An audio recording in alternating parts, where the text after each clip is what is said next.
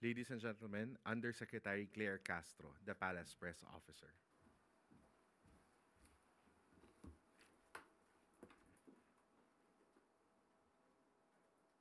Magandang tanghali Malacanang Press Corps. Welcome sa ating press briefing ngayong araw.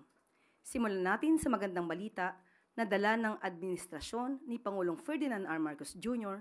sa bagong Pilipinas. Bilang pagpupugay sa mga manggagawa, ipinag-utos ni Pangulong Marcos Jr. ang libreng sakay sa LRT-1, LRT-2 at MRT-3 mula April 30 hanggang May 3. Ayon sa Pangulo, ito ay pagkilala sa sakripisyo at kontribusyon ng mga manggagawa sa ekonomiya at sa lipunan. Panoorin po natin ito. Kaya nais ko sabihin sa lahat ng ating mga commuter ay inutos ko na para magbigay ng ating konting parangal sa ating mga manggagawa, Labor Day celebration, ay maging libre ang sakay sa MRT3, LRT1 and 2. Ito ay mula April 30 hanggang May 3. Ito ay bilang counting pagkilala sa sakripisyo at ang kontribusyon ng ating mga manggagawa, hindi lamang sa ating ekonomiya, kundi sa ating lipunan. Happy Labor Day! Sa pangunguna ni Pangulong Marcos Jr., inaprubahan ng NEDA Board bago ito naging Economic and Development Council ang Reducing Food Insecurity and Undernutrition with Electronic Vouchers o ang Refuel Project. Pangungunahan ito ng Department of Social Welfare and Development bilang bahagi ng Walang Gutom 2027 program ng administrasyon. Target nitong mapalakas ang kampanya ng administrasyon laban sa gutom at malnutrisyon gamit ang electronic food vouchers mula 2025 hanggang 2028. Ayon kay Department of Economy, Planning and Development Secretary Arsenio Balisacan, layunin ng proyekto na palakasin ang social protection system ng bansa laban sa epekto ng krisis, sakuna at pagbabago ng klima. Ang refuel ay itinataguyod ng pamahalaan sa tulong ng mga international partners tulad ng Asian Development Bank.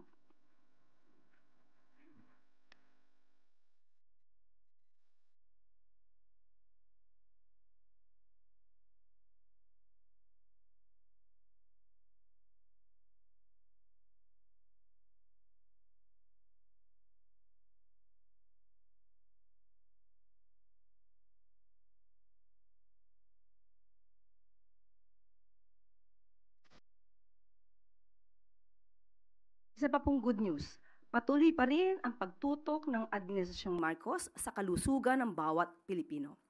Bilang tugon ng PhilHealth sa panawagan ng World Health Organization na magkaisa laban sa malaria, pinalawak pa nito ang benepisyo para sa malaria. Mula 780 pesos, itinaas ito sa 1,170 pesos para sa diagnostic test, gamot at konsultasyon. Saklaw din ng paggamot sa malaria na walang komplikasyon ng 5,460 pesos sa primary care at 7,800 pesos sa ospital. Ayon kay Dr. Edwin Mercado ng PhilHealth, ang bagong malaria package ay hakbang tungo sa mas mabilis at abot-kayang serbisyo para sa lahat, bilang suporta sa layuning wakasan ang malaria pagsapit ng 2030.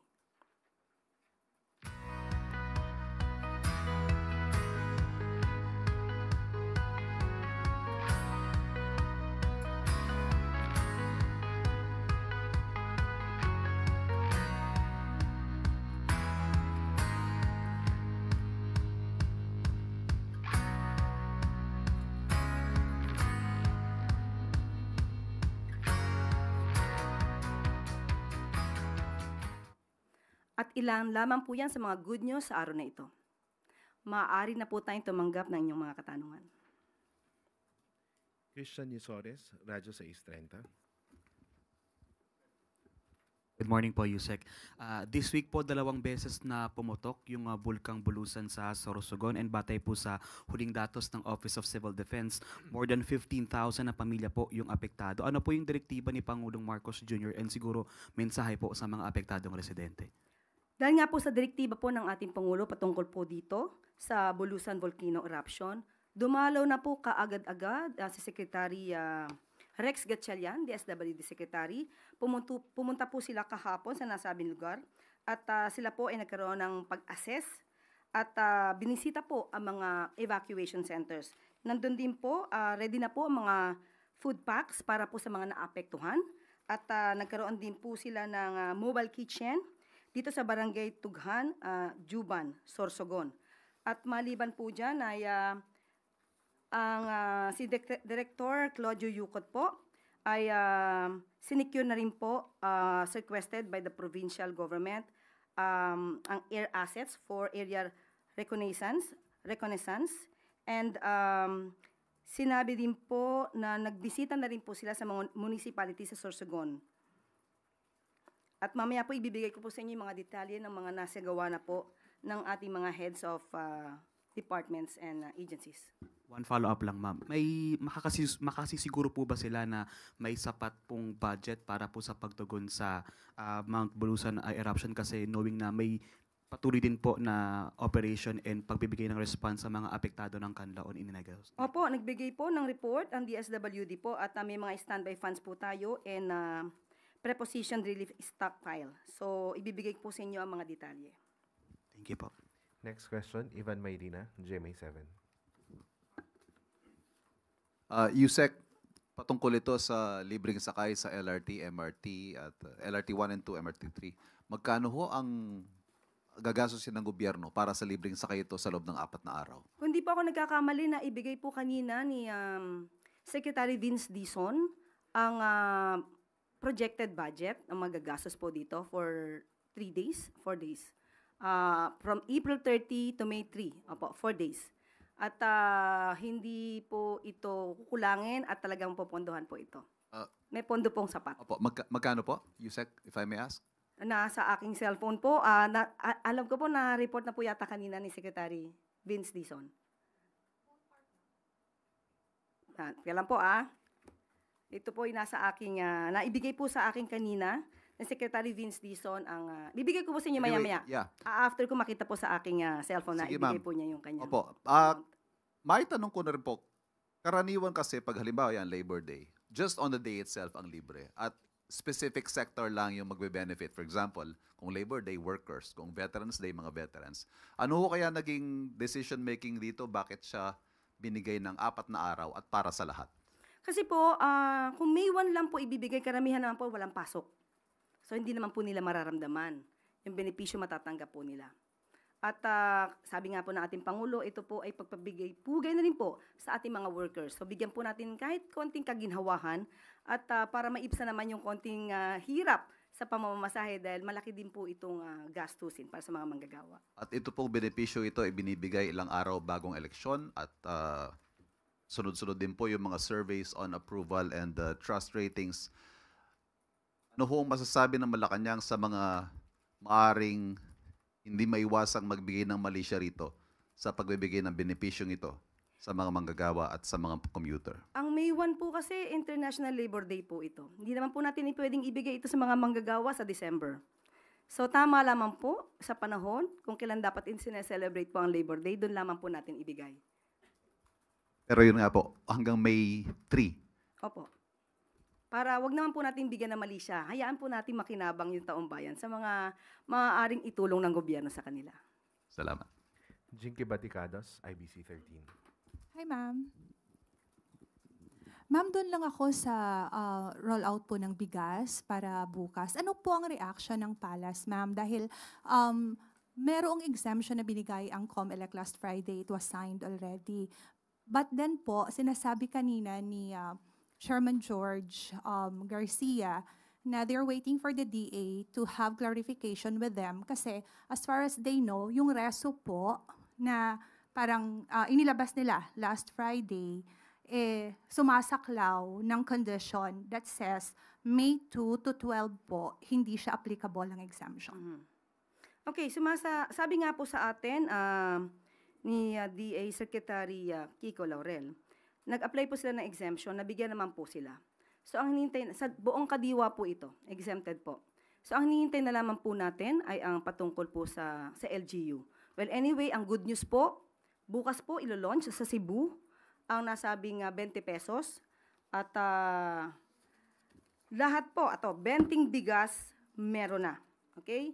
At sa Cebu po, hindi lamang po vulnerable sectors ang makikinabang. Sa araw po, bukas po sa bukas. Bukas po lahat ay pwede pong mag-avail sa Kadiwa stores sa Cebu. Hindi po pili, kundi lahat po na maaaring mag-avail po nito ay allowed po. Hindi po ito limited lamang sa vulnerable sector. Ma'am, I do not know how the palace reacts on this because kanina sinabi niya na tomorrow wala pong problema because May 1 pa lang. But May 2 to 12, parang clear nila na baka kung maaari daw ay gawin na lang ang rollout kahit sa buong Pilipinas right after election. I don't know what the palace would react on this Sa one. buong Pilipinas po. Ang sabi ni Attorney Garcia po, kanina nang in-interview siya. After election na lang. Kasi yung nga pong sinasabi nila on the reason na binigay nila for the exemption, May 2 to 12 lang po, ma'am. Kung yun po ang magiging panukala at polisiya po ni COMELEC Chair, tayo naman po ay tutugon.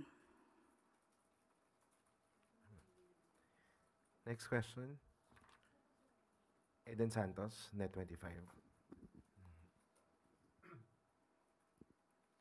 Yusek, good morning po. Sabi po ni Vice President Sara Duterte sa isang interview sa kanya na siya ay kasama dun sa ICC list po ng mga may kaso doon, kagaya ng kanyang ama. At ito po ay kinumpirma din ni Presidential Sister Senator Amy Marcos. Sabi po ni Senator Amy, yung nakita nila nung una nasa huli yung pangalan ni Bibi Sara, pero ngayon after a few days, may report na parang uunahin na siya. Any comment po from the palace? At kayo po, ang Malacanang po ba ay hihingin din ng tulong ng Interpol para sila po ay maaresto? Sa kasalukuyan po, ang inyong katanungan ay very hypothetical. So wala po kaming masasabi patungkol po dyan. At we are not dealing directly with the ICC. Kung meron pong katanungan patungkol po dyan, mas maganda po kung makikipag-usap sila sa ICC. Wala po tayong anumang impormasyon mula sa ICC. So wala pong information ng government kung kasama sina BP Sara, Senator Bongo, Senator Bato de la Rosa, yung mga dating ilang police officials, nakasama po sila doon sa kaso against FPRRD. Kung saan po nakuha ng Vice Presidente ang kanilang impormasyon, mas mabuti po sana kung sa kanila kukunin. Dahil sa panahon po ngayon, wala po kami masasabi patungkol po dyan. Thank you. Next question, Jean Mangalus, Philstar. Good morning, or good afternoon.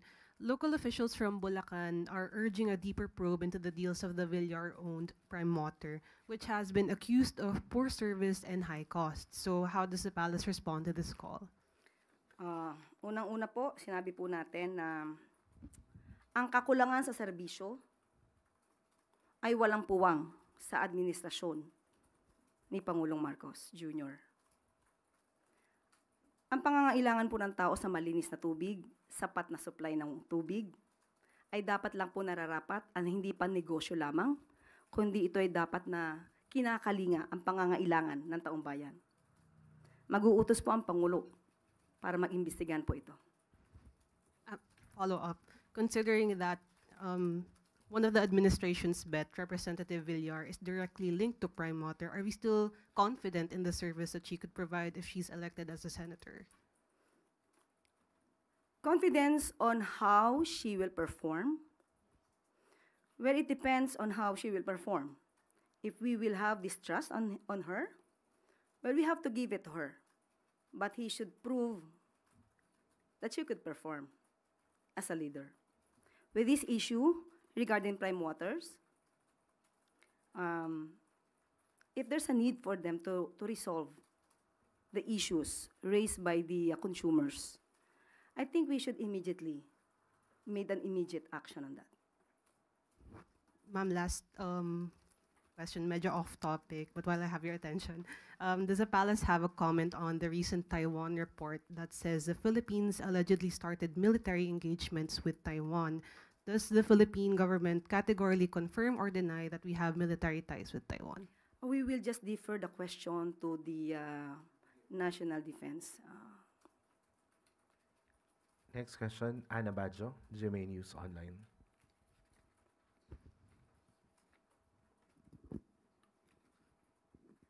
Good afternoon, ma'am. Ma'am, recently the NBI arrested a Chinese national with alleged spy device near Comelec. Has this information reached the president, and may we know if he has specific instructions regarding the matter, ma'am? That is an issue of national security, so we will just leave it at that. We will leave it at that, and we will just have an investigation, thorough investigation on that matter. Ma'am, how concerning this matter is for the Marcos administration? It's quite alarming. It's quite alarming, and that's there is still the president has distrust on the intelligence agents that made the operation. So we will just have to wait for the final investigation on that matter. Pero ma'am, sa ngayon po, wala pa pong instruction para ipatawag si Chinese Ambassador Wang Xilian, given na ganito na po yung developments regarding this alleged Chinese espionage. Ibabato na lang po natin ang katanungan sa ating si Secretary Gibo patungkol po dyan. Thank you, ma'am.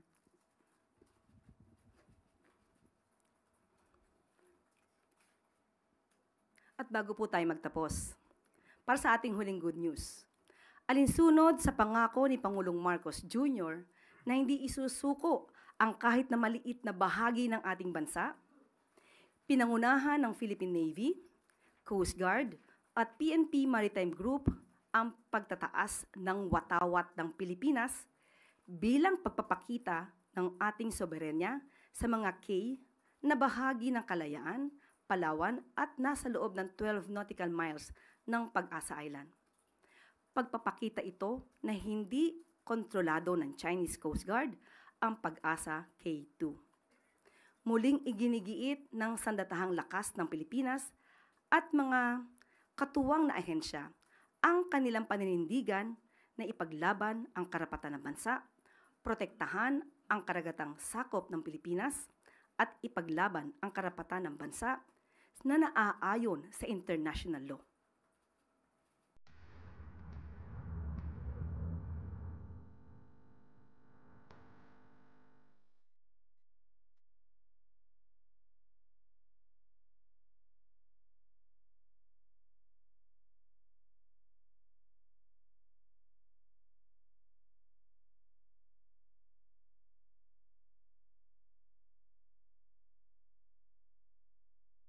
At dito po nagtatapos ang ating briefing. Maraming salamat Malacanang Press Corps.